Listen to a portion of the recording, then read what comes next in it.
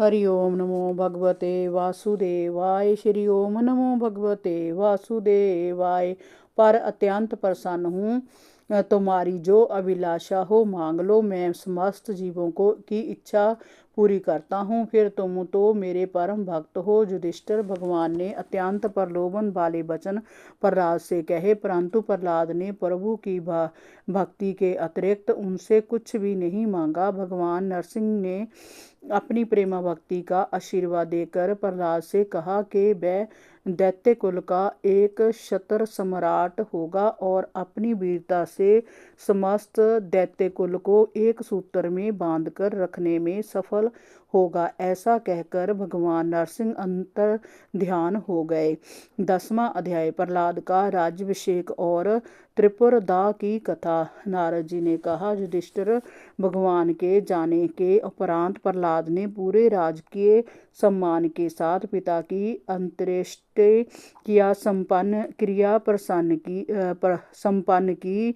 बाद में श्रेष्ठ ब्राह्मणों ने प्रहलाद का राज्याभिषेक किया। शुक्राचार्य और ब्रह्मा जी ने मिलकर प्रहलाद को समस्त दानवों और दैत्यों का अधिपति बना दिया। वास्तव में श्री कृष्ण से शत्रुता रखने वाले सभी मनुष्य अंत समय में श्री कृष्ण के स्मरण मात्र से ही अपने पापों से मुक्त पा सकते हैं। आज शिशुपाल और दंतवक्र का अंत भी उनके पापों के कारण ही हुआ है। जे दोनों सनकादि मुनियों के शाप से पृथ्वी पर आए थे और नष्ट हो गए, क्योंकि वह भगवान के पार्षद थे, इसलिए अपने पापों का फल भोग पर वे उन्हें भगवान में समा गए थे। जो व्यक्ति भगवान की इन लीलाओं का श्रवण करता है और कहता है, वह निश्चित रूप से भगवान के वैकुंठ लोक को प्राप्त करता है। इस मनुष्य लोक में तुम लोगों के भाग्य अत्यंत प्रशंसनीय है,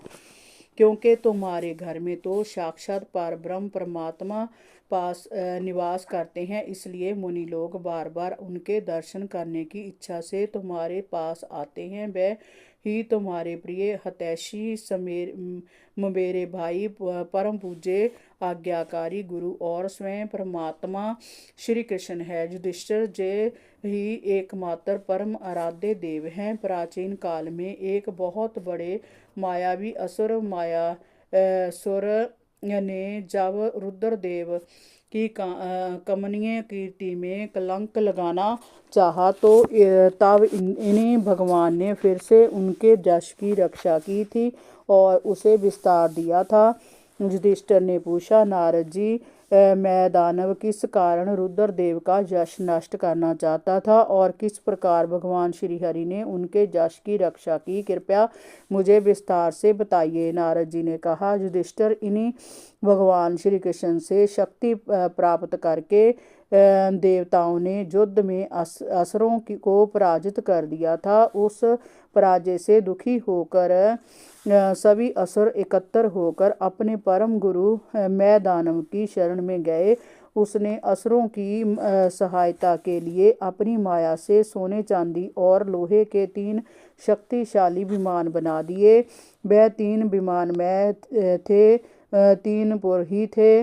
वह इतने विलक्षण थे कि उनकी गति का पता ही नहीं चलता था। उनमें अपरिमित शक्तियां भरी हुई थी। दैत्य सेनापतियों के मन में तीनों लोकों के परिवैर भाव तो पहले से ही था। जब उन्हें जय 3 विमान मिल गए तो वह इनमें छिपकर उन लोकों पर आक्रमण करते और भारी विनाश करने लगे। लोकपाल इस दैत्य के आक्रमण से घबरा गए।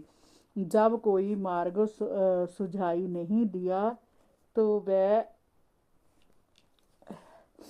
लोकपाल भगवान शंकर की शरण में आए और उनसे प्रार्थना की कि प्रभु, त्रिपुर में रहने वाले असुर हमारे ऊपर आक्रमण करके भारी तबाही मचा रहे हैं। हे देवादिदेव, आप हमारी रक्षा कीजिए। उनकी प्रार्थना सुनकर भगवान शंकर ने कहा, तुम लोग भयभीत मत होवो, मैं इन तीनों को अभी नष्ट किए देता हूँ। ऐसा कहकर भगवान शंकर ने अपने धनुष पर बाण चढ़ाकर तीनों पुरों पर छोड़ दिया। उनके उस बाण से सूर्य किरणों के समान अन्य बहुत से बाण निकले। उन बाणों से भयानक आग की लपटें निकल रही थी। उनसे इतना तेज प्रकाश हुआ कि तीनों पुर दिखने बंद हो गए, परंतु उन बाणों का लक्ष्य अचूक था। उनके आघात से विमानवासी असुर निष्प्राण होकर गिर पड़े, परंतु मायावी मैदान बहुत से उपाय जानता था। उसने उन असुरों को उठाया और ले जाकर उन्हें अमृत कुंड में डाल दिया। उस अमृत के स्पर्श होते ही वह फिर से जी उठे। इस बार वह बादलों की कड़कती बिजली के समान तड़कने लगे। उस समय भगवान श्री कृष्ण ने देखा कि महादेव जी तो अपना कार्य पूरा करके फिर से समाधिस्थ हो गए हैं। तब उन असुरों को परास्त करने के लिए उन्हें एक युक्ति सूझी। हरि ओम नमो भगवते वासुदेवाय। श्री ओम नमो भगवते वासुदेवाय।